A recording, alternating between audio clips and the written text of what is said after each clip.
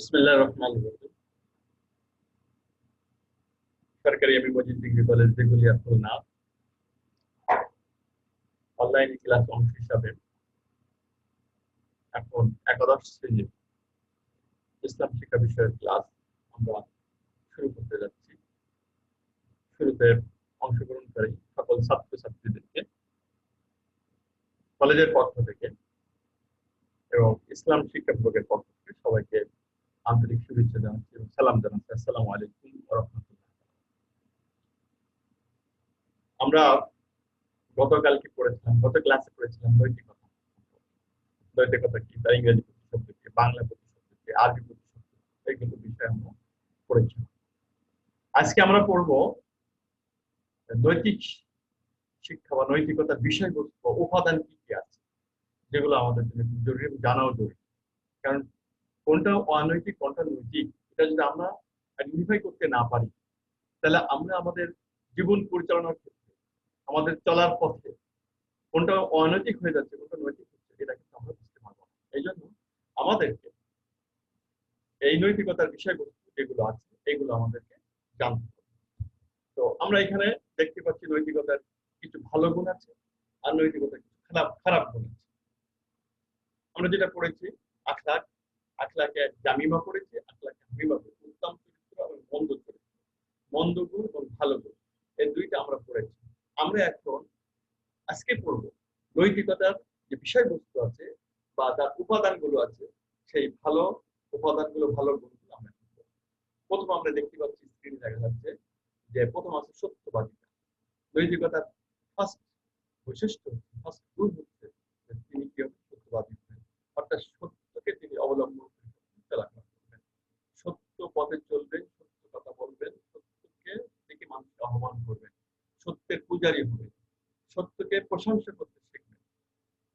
দুই নম্বর হচ্ছে বিশ্বাসযোগ্যতা।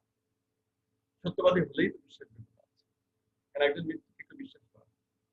তাহলে দ্বিতীয় গুণ হচ্ছে বিশ্বাসযোগ্যতা। তৃতীয় গুণ হচ্ছে প্রজ্ঞা। প্রজ্ঞা, প্রজ্ঞা হচ্ছে কি, মানে অভিজ্ঞতা, অনেক অভিজ্ঞতা সুনিশ্চিত, মানে কাজ করতে করতে তার একটা যে স্কিলনেস আছে এটাকে প্রজ্ঞা বলা হচ্ছে। সাহস, এটা একটা নৈতিকতার অংশ। সাহসী যদি না হয় কোনো ব্যক্তি, হাজার সত্যবাদিতা হোক, বিশ্বাস যদি যতই হোক না কেন, তার যদি সাহস না থাকে, তাহলে বিপদের সময় সে তার বন্ধুকে, তার প্রতিবেশীকে, তার কলিগকে, তার আশপাশে যারা আছে কাউকে সে রক্ষা করতে পারবে না। এজন্য সাহসিকতা একটা গুরুত্বপূর্ণ গুণ। এজন্য সাহস থাকতে হবে। নৈতিকতা এজন্য বিষয়বস্তুর মধ্যে এটা সাহসকে নিয়ে আসা হয়েছে। ভদ্রতা, এটা আমরা বুঝি বিনয় ও নম্রতা, উদারতা, আতিথেয়তা। আতিথেয়তা, আতিথেয়তা মানে কি? মানুষকে আপ্যায়ন করার মতো মানুষের থাকে। কখন আসলো, কে আসলো, কিভাবে আসলো এটা দেখার বিষয় না। আমি উনি হচ্ছেন আমার মেহমান, গ্রামের থেকে এসেছেন, বাড়ির থেকে এসেছেন, বিদেশ থেকে এসেছেন, আমার আত্মীয়তা, কিন্তু আমার কাছে এসেছে, উনি আমার অতিথি। অতিথি হিসেবে তার আতিথেয়তা করার দায়িত্ব একজন নৈতিকতা সম্পন্ন মানুষ। এরপর সরলতা, সততা। সরলতা স্বাভাবিক থাকা। কিছু মানুষ আছে তোমরা দেখবা যে প্রশ্ন করলে আরেকটা পাল্টা প্রশ্ন করে, একটা কথা বললে তার ভিতরে অনেকগুলো প্রশ্ন সে বের করে। সে সবাইকে ব্যস্ত রাখতে চায়, স্বাভাবিকভাবে কোনো জিনিস বা কোনো কিছু নিতে পারে না।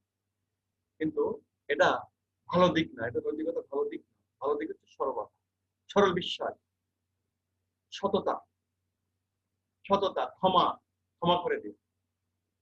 রসুলের একজন সাহাবী, যিনি আশারে মুবাশশারের একজন অন্তর্ভুক্ত, 10 জন জান্নাতপ্রাপ্ত সাহাবীর মধ্যে একজন সাহাবী।